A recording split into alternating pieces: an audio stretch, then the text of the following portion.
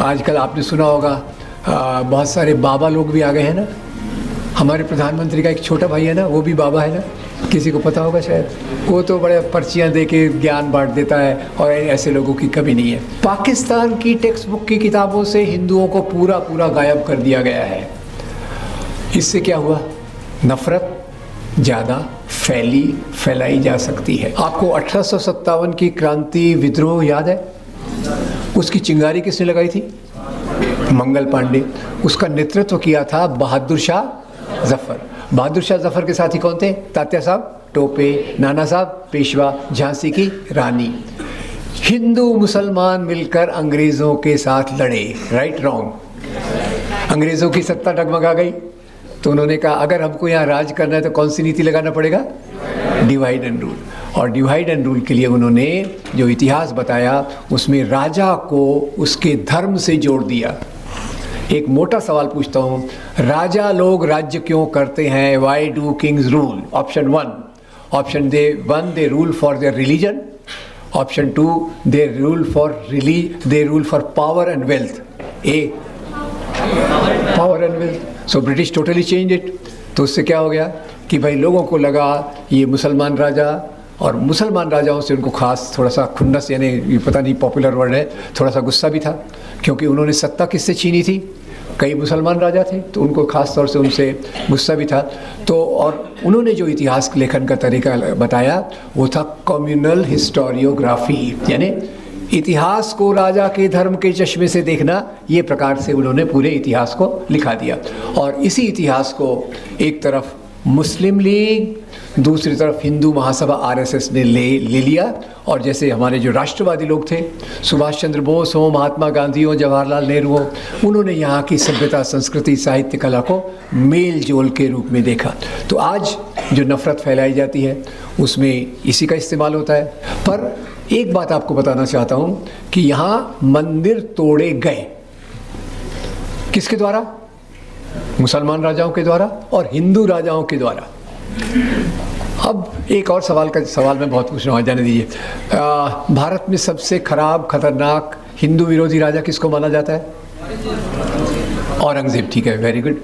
अभी एक बार मज़े की बात बता दूँ। एक बार मुझे ऐसी पाकिस्तान जाने का मौका मिला तो पाकिस्तान में भी मैं लोगों से पूछता था, बताइए यहाँ होने वाले राजाओं में सबसे अच्छा, सबसे नेक, सबसे ये राजा कौन था? तो वहाँ क्या जवाब मिलता था? औरंगज़ेब। वही राजा इधर एक तरीके से, उधर दूसरे तरीके से। एनीवे, औरंगज़ेब की किस्मत उसके साथ। अब हमारे महाराष्ट्र में एक फिल्म आई थी, छावा। अभी वो आने वाला है, ये मामला उठने वाला है, काशी विश्वनाथ का मंदिर। मैं डिटेल में नहीं जाऊँगा, पर काशी विश्वनाथ का मंदिर औरंगज़ेब द्वारा तोड़ा गया था। Aurangzeb had got it demolished. अब कारण मैं नहीं बताऊँगा, कारण बड़ा कॉम्प्लिकेटेड है, पर उन्होंने तोड़ा।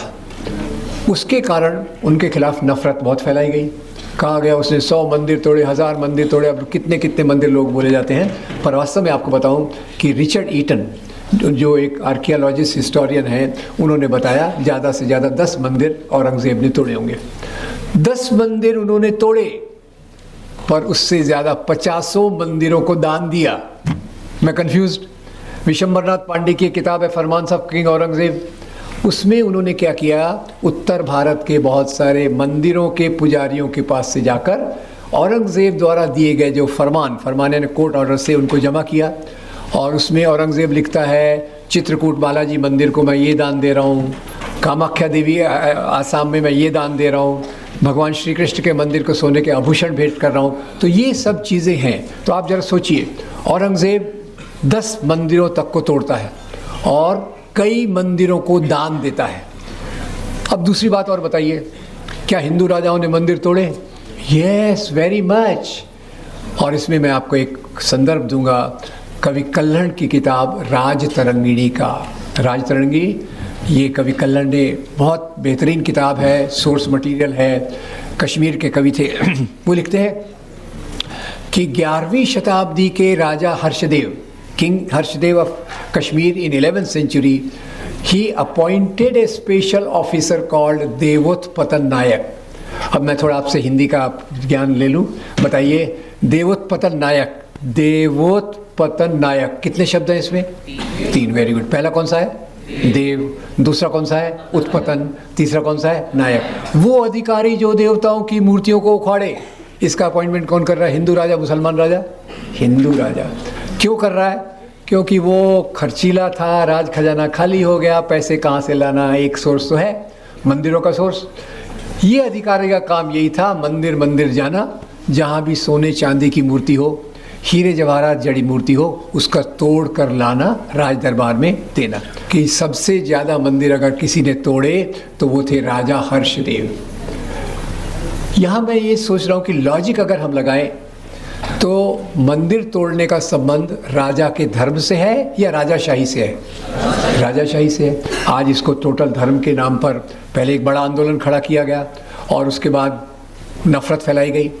दूसरा आपको बताना चाहता हूँ कि ये जो इस प्रकार की चीज़ें क्यों की, इतिहास की चीज़ों को जो सामने लाया जा रहा है, उसका मुख्य कारण यही है कि एक समाज के एक तबके के खिलाफ नफरत फैलाना। आपने न्यू एजुकेशन पॉलिसी की बात की, 5 साल हो गए उसको, और बीच में हमारी किताबों से मुग़लों को गायब कर दिया गया। तो वो एक बड़े अच्छे कॉमेडियन है वरुण ग्रोवर इसी पे बोल रहे थे, मैं मुग़लों पे जोक लिख के आया, मेरी जोक तो वैसे रह गई। तो बोले अभी कोई आएगा पूछेगा ये ताजमहल किसने बनाया, तो मुग़ल का नाम तो ले नहीं सकते, तो बोलना पड़ेगा वो कोई श्रीवास्तव साहब थे, इंजीनियर, उन्होंने बनवाया था। वेरी गुड, ये उनका ही बनाया हुआ एक जोक है। तो ठीक है, मुग़ल गायब हो गए। अब मुग़ल के गायब होने से मुझे एक बात याद आती है, और वो याद आती है पाकिस्तान की टेक्स्ट बुक की किताबों से हिंदुओं को पूरा गायब कर दिया गया है। इससे क्या हुआ? नफरत ज़्यादा फैलाई जा सकती है। तो वास्तव में जो वैज्ञानिक सोच है, जो लॉजिक है, वो हर एरिया में लगाया जाना चाहिए। इतिहास एक प्रकार की राजनीति का जो धर्म के नाम पे चलती है, धर्म के नाम पे चलने वाली हर एक राजनीति, वो हिंदू धर्म के नाम पे हो, इस्लाम के नाम पे हो, बुद्धिज़्म के नाम पे हो, क्रिश्चियनिटी के नाम पर हो, धर्म के नाम पे चलने वाली राजनीति हमेशा ऐसा इतिहास बताती है जिसमें दूसरे धर्म के लोगों के प्रति नफरत पैदा हो। हम दुनिया में इसलिए हैं कि एक बेहतर समाज बना सके, और जहाँ नफरत का वातावरण होता है वहाँ समाज में प्रगति नहीं हो सकती।